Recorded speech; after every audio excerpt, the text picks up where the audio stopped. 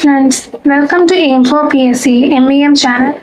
നമ്മൾ ഇന്ന് നോക്കാൻ പോകുന്നത് 12/2026 എന്ന ക്വസ്റ്റ്യൻ പേപ്പർ കോഡിൽ വരുന്ന 2026 ഫെബ്രുവരി മാസം 25-ാം തീയതി നടന്ന സിവിൽ എക്സൈസ് ഓഫീസർ ഡ്രൈവർ എന്ന തസ്തികയിലേക്കുള്ള പരീക്ഷയുടെ ചോദ്യ പേപ്പറിലെ മാത്സ് ആൻഡ് മെന്റൽ എബിലിറ്റി പാർട്ടിലെ 10 ക്വസ്റ്റ്യൻസ് ആണ്. ഈ ചോദ്യ പേപ്പറിലെ GK ആൻഡ് കറണ്ട് അഫയേഴ്സ് പാർട്ടിലെ ചോദ്യങ്ങളുടെ ഡീറ്റെയിൽഡ് ക്ലാസ് നമ്മുടെ മറ്റൊരു ചാനലായ എയിം ഫോർ PSC അപ്ലോഡ് ചെയ്തിട്ടുണ്ട്. കൂട്ടുകാർ എല്ലാവരും ആ ക്ലാസ്സുകൾ കാണേണ്ടതാണ്. നമുക്ക് ചോദ്യങ്ങളിലേക്ക് കടക്കാം. 41ാമത്തെ ചോദ്യം. ഒരാൾ തന്റെ സമ്പാദ്യത്തിന്റെ 50% മകനും 32% മകൾക്കും നൽകി. അദ്ദേഹത്തിന്റെ കയ്യിൽ 54,000 രൂപ ബാക്കിയുണ്ടെങ്കിൽ മകന് കൊടുത്ത സംഖ്യ ഏത്? അപ്പോൾ ഒരാള് അയാളുടെ സമ്പാദ്യത്തിന്റെ 50% മകനും 32% മകൾക്കാണ് നൽകിയത്. അപ്പൊ നമുക്ക് സമ്പാദ്യം X ആയിട്ട് എടുക്കാം. നമുക്ക് സമ്പാദ്യം എത്രയാണെന്ന് തന്നിട്ടില്ല, സമ്പാദ്യത്തെ നമുക്ക് X ആയിട്ട് എടുത്തു. മകൻ എത്ര ശതമാനം നൽകിയത്? ഈ സമ്പാദ്യത്തിന്റെ 50%. അപ്പം 50% മകനും 32% മകൾക്കും കൊടുത്തിട്ടുണ്ട്. അപ്പോൾ ഇങ്ങനെ എഴുതാൻ പറ്റും. മകന് കൊടുത്തത് 50x/100 എന്നും മകൾക്ക് കൊടുത്തത് 32x/100 എന്നും ഞാൻ എഴുതി. ഇനി അയാളുടെ കയ്യിൽ ബാക്കിയുള്ളത് എത്രയാണ്? 54,000 രൂപയാണ് ബാക്കിയുള്ളത്. അപ്പോൾ ഇക്വേഷൻ മൊത്തം അയാളുടെ കയ്യിൽ ഉണ്ടായിരുന്നത് X. അതിൽ നിന്നും മകനും മകൾക്കും കൊടുത്തതിന് ശേഷം എത്രയുണ്ട്? X - 50x/100 plus 32x/100 equal to 54,000. അടുത്ത സ്റ്റെപ്പിൽ ഈ ബ്രാക്കറ്റിലുള്ളവ ചെയ്യുമ്പോഴോ X - 82x/100. ഇനി നമുക്ക് ക്ഷമിക്കണം 54,000. ഇനി നമുക്ക് LCM എടുത്തു കഴിയുമ്പോഴോ 100x - 82x/100 equal to 54,000. ഇനി 100-ൽ നിന്നും 82 കുറയ്ക്കുമ്പോൾ നമുക്ക് 18x എന്ന് കിട്ടും. 18x/100 equal to 54,000. ഇനി അടുത്ത സ്റ്റെപ്പിൽ Xന്റെ വാല്യൂവിനെ കണ്ടുപിടിക്കാനായിട്ട് X is equal to 54,000 into 100/18. അപ്പോൾ Xന്റെ വാല്യൂ എത്ര നമുക്ക് കിട്ടും? ഈ 18ഉം ഇവയും തമ്മിൽ വെട്ടുമ്പോൾ നമുക്ക് 3000 എന്ന് കിട്ടും. അപ്പോൾ X is equal to 3 ലക്ഷം എന്നാണ് വരിക. 3 ലക്ഷം. അപ്പം Xന്റെ വാല്യൂ കിട്ടി. പക്ഷെ നമ്മളോട് കണ്ടുപിടിക്കാൻ പറഞ്ഞ X അല്ല, മകന് എത്ര കൊടുത്തു, ബാക്കി ഉണ്ടെങ്കിൽ മകന് കൊടുത്ത സംഖ്യ ഏതെന്നാണ് കണ്ടുപിടിക്കണേ. അപ്പൊ നമ്മൾ നേരത്തെ മകൻ എത്രയാ കൊടുത്തതെന്ന് നേരത്തെ തന്നെ കാണിച്ചായിരുന്നു. എത്രയാ മകന് കൊടുത്തത്? ഇത്രയും 50x/100 ആണ് മകന് കൊടുത്തത്. അപ്പോൾ നമുക്ക് അവിടെ ഇത് സബ്സ്റ്റിറ്റ്യൂട്ട് ചെയ്യാം. 50 × 3 ലക്ഷം /100. അപ്പം 50 കൊണ്ട് താഴെ വിട്ടും 2 എത്രയാ? 1,50,000 രൂപ. എങ്കിലും ഓർത്താൽ മതി, 3 ലക്ഷത്തിന്റെ പകുതി എടുത്താൽ മതി. 50% എന്ന് പറയുമ്പോൾ 1,50,000. അതായത് ഓപ്ഷൻ D ആണ് നമ്മുടെ ഉത്തരമായിട്ട് വരുന്നത്. കൂട്ടുകാർക്ക് ഈ ചോദ്യം മനസ്സിലായെന്ന് കരുതുന്നു. അടുത്ത ചോദ്യത്തിലേക്ക് കടക്കാം. 42ാമത്തെ ചോദ്യം. 30 പുരുഷന്മാർക്ക് 24 ദിവസം കൊണ്ട് ഒരു ജോലി പൂർത്തിയാക്കാൻ കഴിയുമെങ്കിൽ 120 ദിവസം കൊണ്ട് ജോലി പൂർത്തിയാക്കാൻ എത്ര പുരുഷന്മാർ ആവശ്യമാണ്? വർക്ക് ആൻഡ് ടൈമിനെ ബേസ് ചെയ്തുള്ള ഒരു ചോദ്യമാണ്. ഇവിടുത്തെ നമ്മുടെ ഇക്വേഷൻ എന്ന് പറഞ്ഞാൽ M1D1 equal to M2D2 എന്ന് പറഞ്ഞ് എടുക്കാം. അതായത് M1 ആയിട്ട് എത്രയാ? 30 പേരല്ലേ പറഞ്ഞിരിക്കുന്നത്. 30 പുരുഷന്മാർക്ക് എത്ര ദിവസം എന്നാണ്?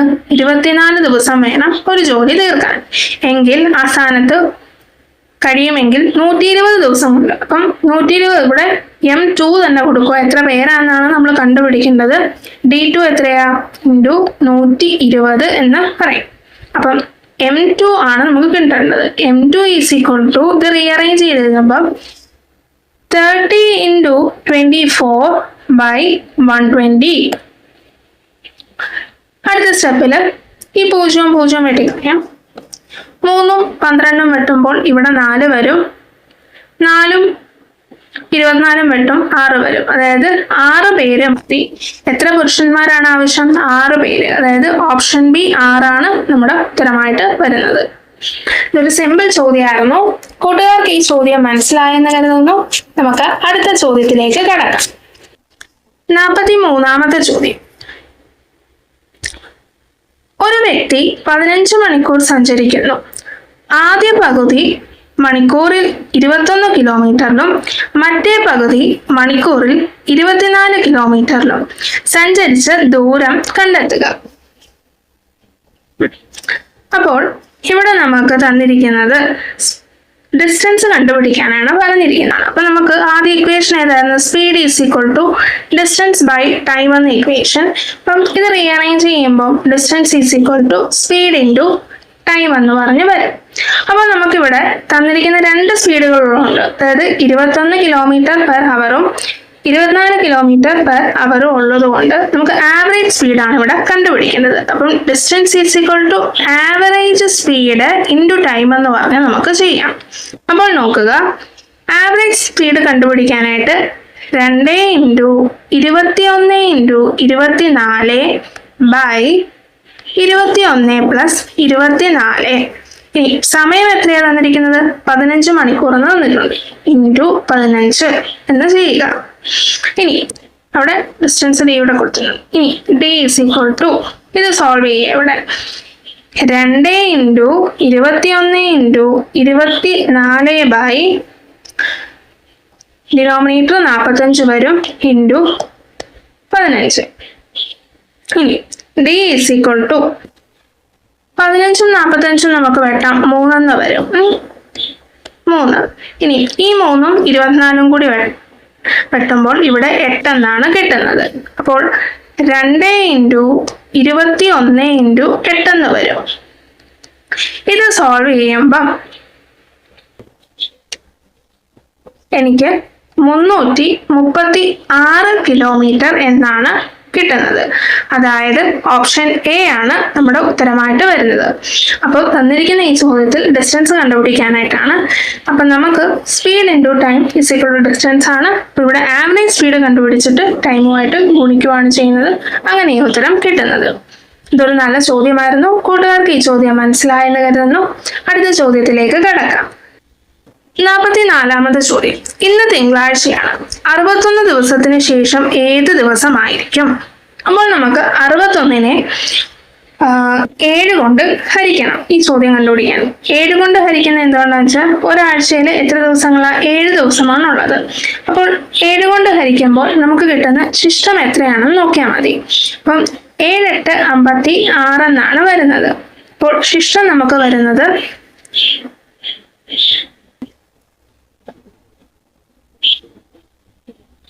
5 ആണ് നമുക്ക് വരുന്നത്. ഇനി നമ്മളോട് ചോദിച്ചിരിക്കുന്നത് 61 ദിവസത്തിന് ശേഷം ഏത് ദിവസമായിരിക്കും എന്നാണ് പറയുന്നത്. അപ്പൊ തിങ്കളാഴ്ച കഴിഞ്ഞുള്ള ദിവസങ്ങൾ നമ്മൾ എണ്ണിയാൽ മതി. തിങ്കൾ കഴിഞ്ഞുള്ള 5 ദിവസങ്ങൾ. അപ്പം ചൊവ്വ, ബുധൻ, വ്യാഴം, വെള്ളി, ശനി. അപ്പോൾ എന്താണ് ഉത്തരം? 5 ദിവസം കഴിയുമ്പോൾ ശനിയാഴ്ച എത്തും. അതെ, ഓപ്ഷൻ ഡി ആണ് നമ്മുടെ ഉത്തരമായിട്ട് വരുന്നത്. അപ്പൊ കൂട്ടുകാർക്ക് ഈ ചോദ്യം മനസ്സിലായെന്ന് കരുതുന്നു. നമുക്ക് അടുത്ത ചോദ്യത്തിലേക്ക് കടക്കാം.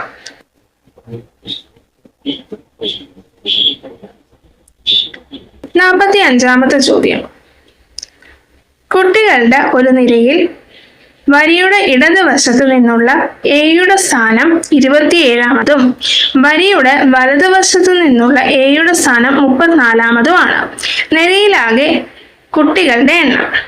ഇത് ക്യൂ ടൈപ്പ് ചോദ്യത്തിന്റെ അതേ മോഡൽ തന്നെയാണ്. ഇവിടെ കുട്ടികളുടെ നിരയിൽ ഇടത്തു നിന്നും വലത്തു നിന്നും എന്ന് ചോദിച്ചിട്ടേ ഉള്ളൂ. ഇപ്പോൾ നമ്മൾ ചെയ്യുന്ന സാധാരണ രീതി മതി. അതായത് സ്ഥാനങ്ങൾ തമ്മിൽ കൂട്ടുക. അപ്പം 27 + 34 മൈനസ് 1 ചെയ്താൽ മതി. ഒരാളുടെ സ്ഥാനമാണല്ലോ പറയുന്നത്. അപ്പം 27 34 കൂടി നമ്മൾ കൂട്ടുമ്പോൾ 61 ലഭിക്കുന്നത്. 61 - 1 = 60 ആണ് നമ്മുടെ ഉത്തരമായിട്ട് വരുന്നത്. അതായത് ഓപ്ഷൻ എ ആണ് ഉത്തരമായിട്ട് വരുന്നത്. കൂട്ടുകാർക്ക് ഈ ചോദ്യം മനസ്സിലായെന്ന് കരുതുന്നു. അടുത്ത ചോദ്യത്തിലേക്ക് കടക്കാം. നമ്മുടെ ടെലിഗ്രാം ചാനലായ A4PSCയിൽ നിന്നും PYQ സെഷൻസും SCERT ടെക്സ്റ്റിലെ ചാപ്റ്റേഴ്സിന്റെ ക്ലാസ്സുകളും അതുപോലെ തന്നെ PSC ബുള്ളറ്റിൻ കറണ്ട് അഫയേഴ്സിന്റെ ക്ലാസ്സുകളും ഉണ്ടായിരിക്കും. ലൈവ് ക്ലാസ് അറ്റൻഡ് ചെയ്യാൻ കഴിയാത്തവർക്ക് വേണ്ടി റെക്കോർഡഡ് ക്ലാസ് നമ്മുടെ യൂട്യൂബ് ചാനലായ A4PSCയിൽ അവൈലബിൾ ആണ്.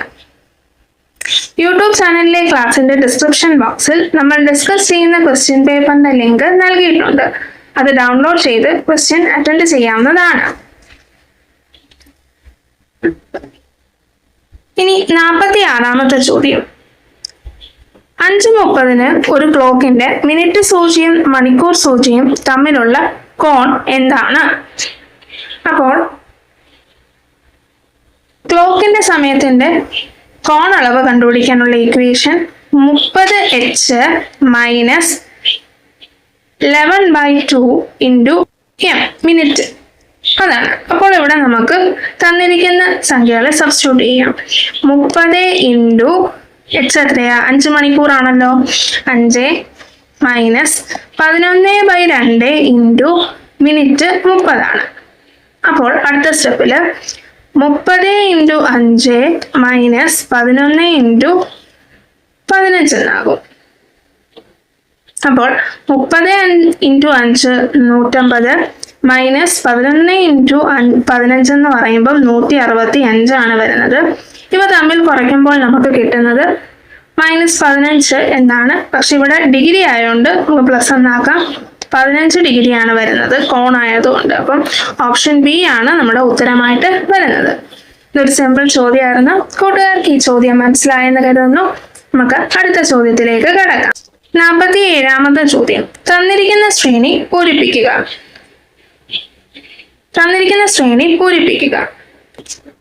4 9 -49 121 169 അപ്പം രണ്ട് ഓപ്ഷൻസ് ആണ് രണ്ട് കാര്യങ്ങളാണ് ഫില്ല് ചെയ്യേണ്ടത്. രണ്ട് ഉത്തരം ഇവിടെ വരുന്നത്. അപ്പം നമുക്ക് നോക്കാം എങ്ങനെയാണ് ഈ പാറ്റേൺ വന്നിരിക്കുന്നത്. അപ്പം 4 9 -49 121 169 ഈ 4 എന്നുള്ളതിനെ എനിക്ക് 2² എന്ന് പറഞ്ഞ് എഴുതാം. 9-നെ 3² എന്നും എഴുതാം. 49-നെ എനിക്ക് 7² എന്നും എഴുതാം. 121-നെ 11² എന്ന് എഴുതാം. 169-നെ 13² എന്നും എഴുതാം. അപ്പോൾ തന്നിരിക്കുന്ന എല്ലാം സ്ക്വയറുകളാണ് വന്നിരിക്കുന്നത്. അത് മാത്രമല്ല പ്രൈം നമ്പേഴ്സ് ആണ് വന്നിരിക്കുന്നത്. 2 3 7 11 13 ഈ തന്നിരിക്കുന്ന ഇത്ര എണ്ണം പ്രൈം നമ്പേഴ്സ് ആണ്. പ്രൈം നമ്പേഴ്സിന്റെ സ്ക്വയറുകളാണ് ഇവിടെ ഇപ്പൊ കണ്ടുപിടിക്കാനുള്ളത്. അപ്പോൾ 9-ന് ശേഷം വരുന്നത് അല്ലെങ്കിൽ 3-ന് ശേഷം വരുന്ന ഏത് പ്രൈം നമ്പറാ? 3-നും 7-നും ഇടയ്ക്കുള്ള പ്രൈം നമ്പർ 5 ആണ്. അപ്പോൾ 5-ന്റെ സ്ക്വയറായ 25 ഒരു ഉത്തരം. അപ്പോൾ നമുക്ക് ഓപ്ഷൻ കണ്ടുപിടിക്കാൻ എളുപ്പമാണ്. ആൻസർ കണ്ടുപിടിക്കാൻ എളുപ്പമാണ്. കാരണം നമ്മുടെ ഓപ്ഷൻസിൽ 25 വരുന്ന ഒരെണ്ണേ ഉള്ളൂ, ഓപ്ഷൻ എ. അപ്പം ഓപ്ഷൻ എ 25-ഉം 289 ഉത്തരവായിട്ട് വരുന്നത്. ഇനി അടുത്തത് നോക്കാം നമുക്ക് ബാക്കിയും കൂടി. 13-ന് ശേഷം വരുന്ന അടുത്ത പ്രൈം നമ്പർ എന്ന് പറഞ്ഞാൽ 17 ആണ്. 17-ന്റെ സ്ക്വയർ എത്രയാണ്? 289. അപ്പോൾ 25-ഉം 289 ആയിരുന്നു നമ്മുടെ ആൻസർ. അങ്ങനെയാണ് ഓപ്ഷൻ എ വന്നിരിക്കുന്നത്. ഇവിടെ ഇപ്പം നമുക്ക് ഫസ്റ്റ് പാർട്ട് കണ്ടെത്തിയപ്പം ഡയറക്റ്റ് ആയിട്ട് ഉത്തരത്തിലോട്ട് പോകാൻ ഒത്തു. അപ്പം കൂട്ടുകാർക്ക് ഈ ചോദ്യം മനസ്സിലായെന്ന് കരുതുന്നു. അതേപോലെ തന്നെ സ്ക്വയറിന്റെ അതായത് 25 വരെയുള്ള സ്ക്വയറുകൾ നമ്മൾ കാണാതെ പഠിച്ചിരിക്കണം. നമ്മളിപ്പം ഇത്രയും ചെയ്തു വന്നിരിക്കുന്ന ക്വസ്റ്റ്യൻ പേപ്പറിൽ സ്ക്വയർ ബേസ് ചെയ്തിട്ടുള്ള ഒരുപാട് ചോദ്യങ്ങൾ നമ്മൾ വന്നിട്ടുണ്ട്. അപ്പൊ നമുക്ക് അടുത്ത ചോദ്യത്തിലേക്ക് കടക്കാം. 48ാമത്തെ ചോദ്യം. ഈ ശ്രേണിയുടെ അടുത്ത സംഖ്യ ഏത്? 1, 2, 5, 16, 65. അപ്പം തന്നിരിക്കുന്ന ശ്രേണി എന്താണ്? 1, 2, 5, 16, 65. അപ്പൊ നമുക്ക് നോക്കാം ഈ ശ്രേണികളെ എഴുതാൻ എങ്ങനെയൊക്കെ രീതിയിൽ നമുക്ക് എഴുതാൻ പറ്റുമെന്ന് ചിന്തിക്കാം. ഒന്നിന് നമുക്ക് 0 × 1 ആണ്. 0 × 1 + 1 എന്ന് പറഞ്ഞ് എഴുതാൻ പറ്റത്തില്ലേ? അതായത് 0 × 1 എന്ന് പറയുമ്പോൾ 0 + 1 = 1. അടുത്തത് 2നെ എനിക്ക് 1 × 1 + 1 എന്ന് പറഞ്ഞ് എഴുതാൻ പറ്റത്തില്ലേ? ഇനി 5നെയോ 2 × 2 + 1 എന്ന് പറഞ്ഞു കൊടുക്കാമല്ലോ. അതേപോലെ 16നെയോ 5 × 3 + 1 എന്ന് പറഞ്ഞു കൊടുക്കാമല്ലോ. ഇനി അടുത്തതോ 65 കിട്ടണമല്ലോ. 16 × 4 + 1 എന്ന് പറഞ്ഞു കൊടുക്കാമല്ലോ. അപ്പൊ ഇവിടെ ശ്രദ്ധിക്കുക, ആദ്യം നമ്മൾ ചെയ്യുന്ന ഈ സംഖ്യകൾ എന്ന് വരുന്നത് ഇതാണ്. തൊട്ട് മുമ്പ് തന്നിരിക്കുന്ന സംഖ്യകളുമായിട്ട് നമ്മൾ അടുത്തടുത്ത നമ്പേഴ്സിനെ ഇൻഡു ചെയ്ത് പിന്നെ 1 ആഡ് ചെയ്ത് പോവാണ്. അപ്പൊ സ്വാഭാവികമായിട്ടും അടുത്തതെന്ന് പറയുന്നത് 65 × 5 + 1 എന്നാണ് വരുന്നത്. അപ്പം 65 × 5 എന്ന് പറയുമ്പോൾ 325 എന്നാണ് വരുന്നത്. +1 = 326 ആണ് നമ്മുടെ ഉത്തരമായിട്ട് വരുന്നത്. അതായത് ഓപ്ഷൻ എ ആണ് വന്നിരിക്കുന്നത്. ഓപ്ഷൻ എ 320 ആണ്. ഓപ്ഷൻ എ 326 ആണ് നമ്മുടെ ഉത്തരമായിട്ട് വന്നിരിക്കുന്നത്. അപ്പോൾ ഇതൊരു പാറ്റേൺ ബേസ്ഡ് ആയിട്ടുള്ള ചോദ്യമായിരുന്നു. ഈ പാറ്റേൺ എങ്ങനെയാണെന്ന് വെച്ചാൽ തന്നിരിക്കുന്ന സംഖ്യകളെ, അതായത് നമുക്കിവിടെ പാറ്റേണിൽ വന്ന സംഖ്യകളെ അതിന്റെ തൊട്ട് മുമ്പുള്ള അല്ലെങ്കിൽ തൊട്ടടുത്തുള്ള സംഖ്യയായിട്ട് ഇൻഡു ചെയ്തിട്ട് +1 എന്ന് ആഡ് ചെയ്ത്. ഇപ്പൊ 2 ആണെങ്കിൽ 2 അല്ലെങ്കിൽ 1 ഇവിടെ 1 കിട്ടിയത് 0 × 1 + 1 എന്ന് പറഞ്ഞു. 2 വരാനായിട്ട് 1 × 1 + 1 എന്ന് പറഞ്ഞ് ആഡ് ചെയ്തു. 5 വരണമെങ്കിൽ 2 × 2 + 1 എന്നും. ഇനി 16 കിട്ടണമെങ്കിൽ 5 × അടുത്തത് 3 വെച്ച് ഇൻഡു ചെയ്തിട്ട് +1 ആഡ് ചെയ്തു. ഇങ്ങനെയാണ്. ഇതൊരു റാങ്ക് മേക്കിംഗ് ക്വസ്റ്റ്യൻ എന്ന് വേണേൽ പറയാമായിരുന്നു. നല്ലൊരു ചോദ്യമായിരുന്നു. കൂട്ടുകാർക്ക് ഈ ചോദ്യം മനസ്സിലായെന്ന് കരുതുന്നു. നമുക്ക് അടുത്ത ചോദ്യത്തിലേക്ക് കടക്കാം. 49ാമത്തെ ചോദ്യം. 7 കൊണ്ട് നിശേഷം ഹരിക്കാൻ പറ്റുന്ന ഏറ്റവും ചെറിയ മൂന്നക്ക സംഖ്യയെയും ഏറ്റവും വലിയ സംഖ്യയുടെയും ശരാശരി ഏത്? അപ്പം 7 കൊണ്ട് ഹരിക്കാൻ പറ്റുന്ന ഏറ്റവും ചെറിയ മൂന്നക്ക സംഖ്യ ഏതാണ്? 105 ആണ്. ഇനി ഏറ്റവും വലിയ സംഖ്യയോ 994 ആണ്. അപ്പം ഇതിന്റെ ശരാശരി കണ്ടെത്തിയാൽ മതി. അപ്പൊ എന്ത് ചെയ്യണം? ഇവ രണ്ടും ആഡ് ചെയ്യുക. 105 + 994 എന്നിട്ട് അതിന്റെ പകുതി കണ്ടെത്തുക.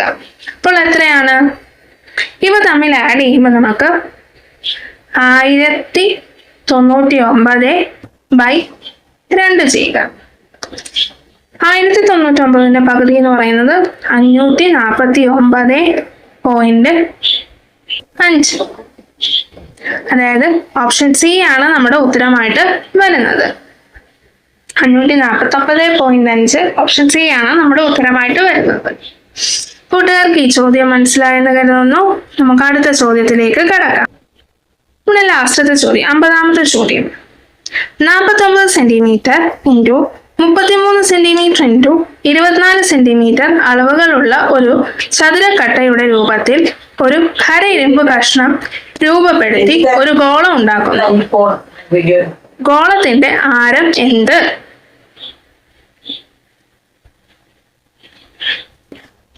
അപ്പോൾ നമുക്കിവിടെ തന്നിരിക്കുന്നത് എന്താണ്? ഒരു ചതുരക്കട്ടയുണ്ട്, അതിനെ ഗോളമാക്കി മാറ്റിയിരിക്കുകയാണ്. അതായത് വോളിയം ചേഞ്ച് ആണ് സംഭവിച്ചിരിക്കുന്നത്. അതായത് ക്യൂബോയിഡ് എന്തായിട്ട് മാറി? ഒരു സ്ഫിയർ ആയിട്ട് മാറി, ചതുരക്കട്ട ഗോളമായിട്ട് മാറി. അപ്പൊ എന്താ 49 ഇൻറ്റു 33 ഇൻറ്റു 24 എന്തായിട്ട് മാറി?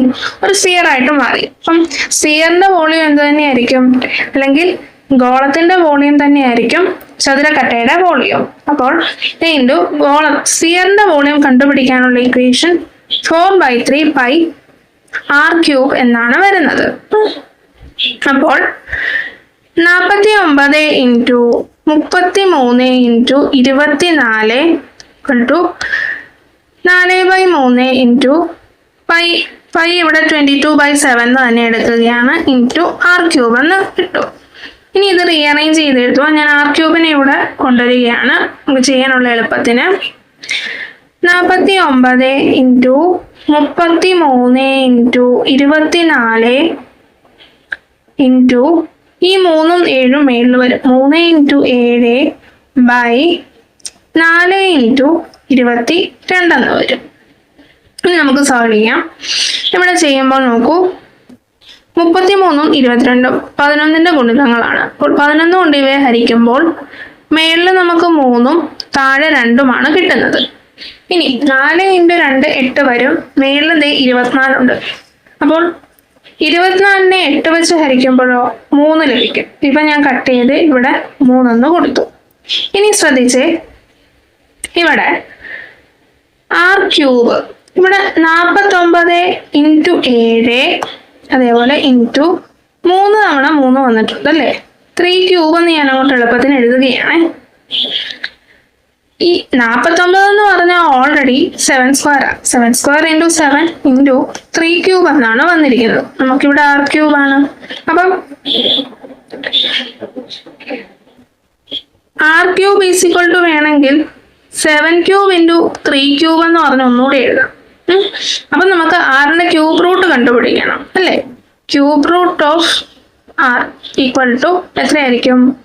ഈ 7 ക്യൂബിൽ നിന്നും ഒരു 7ഉം 3 ക്യൂബിൽ നിന്നും ഒരു 3. അതായത് ആറിന്റെ വാല്യൂ എത്രയാണ് നമുക്ക് കിട്ടുന്നത്? 21. അതായത് എന്താ, ഗോളത്തിന്റെ ആരമാണ് കണ്ടുപിടിക്കുന്നത്. 21 സെന്റിമീറ്റർ ആണ് നമ്മുടെ ഉത്തരമായിട്ട് വരുന്നത്. അതായത് ഓപ്ഷൻ എ ആണ് നമ്മുടെ ഉത്തരം. അങ്ങനെ കൂട്ടുകാർക്ക് ഈ ചോദ്യം മനസ്സിലായെന്ന് കരുതുന്നു. അങ്ങനെ നമ്മൾ ഇന്ന് 10 ചോദ്യങ്ങളും കവർ ചെയ്തിട്ടുണ്ട്. കൂട്ടുകാർക്ക് ക്ലാസ് മനസ്സിലായി എന്ന് കരുതുന്നു. Thank you and have A nice day.